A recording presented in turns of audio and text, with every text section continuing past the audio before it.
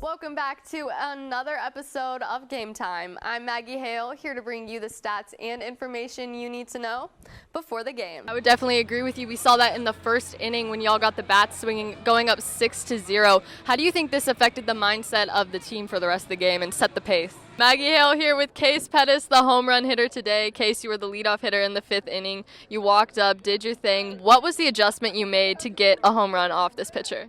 Harrison, this team seems to consistently get the bat swinging in the first inning. We saw that last week against South Grand Prairie, and we saw that today going up 4-0 in the first inning. How do you think that affects y'all in the pacing of the game for the rest of the game? 0-2. I just heard him say don't be easy, and it can't be easy. You just had to turn and burn.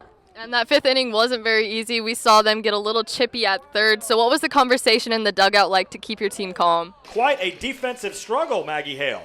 Yes, it definitely has, Brian, and this is something I spoke to Ryan Medeiros about earlier in the week. He told me that their key for the defense today was going to be to lock down the backfield. We definitely did see them hit their stride in the second quarter, but a halftime correction is going to have to be to lock down on the passing play. You can tell that Prosper prepared for the run, and they've done a great job applying pressure through major offensive lineman Devin Campbell and even locking down their running back Cameron Sanders. But the correction at half is definitely going to have to be to lock down on the passing.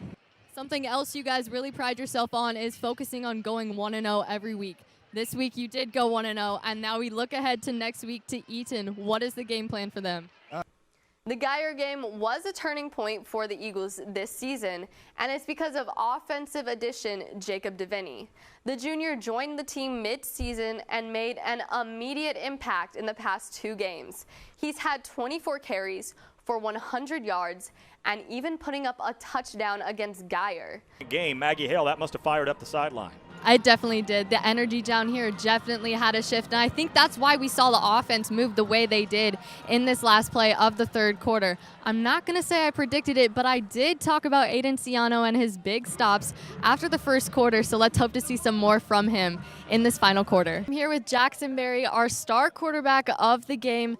Jackson, you had 5 touchdowns today, a great game, but going into halftime, y'all did have a close lead, 17-14. What was the halftime conversation to keep y'all going to come out and dominate like this? We talked about earlier pregame how we were going to need to see an offensive step up from Marcus, but especially Prosper, and that's what Coach Schmidt talked to me about earlier this week. He told me specifically Braden Reimer and Fisher Nauman were going to need to be the players to step up, and we saw that in that second quarter. We've seen Fisher take these passes that he's never taken before, and obviously JV coming up to the varsity, Braden Reimer is taking some incredible passes, just showing his varsity potential.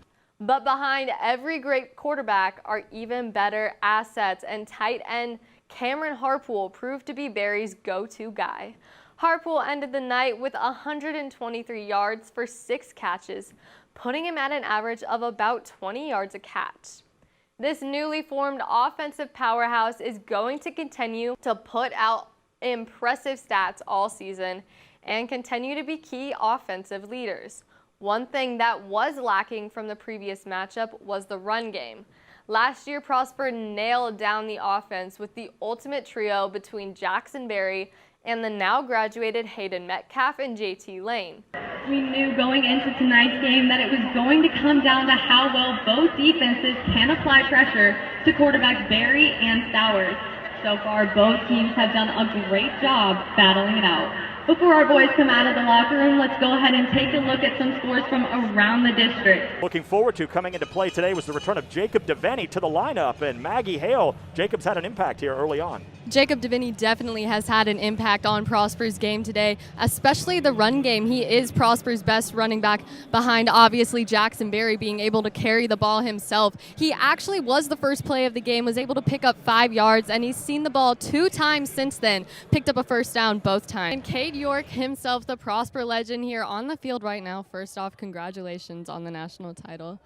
So you went from high school 5A football to college's biggest stage in football. Did you ever expect you would get there so quickly? Has been no different story here today.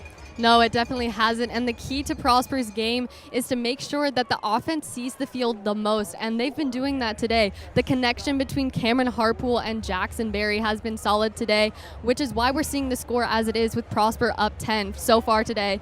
Cameron's been 7 catches for 72 yards and 2 touchdowns. You guys definitely maintained that goal this week. You definitely accomplished that. And last week you told me your goal was 2 touchdowns and 2 picks. Well, today you got those 2 picks. So what can we expect to see from you next week? Well, that's going to do it for the show tonight. Be sure to stay tuned for your halftime and post-game report. For Game Time, I'm Maggie Hale.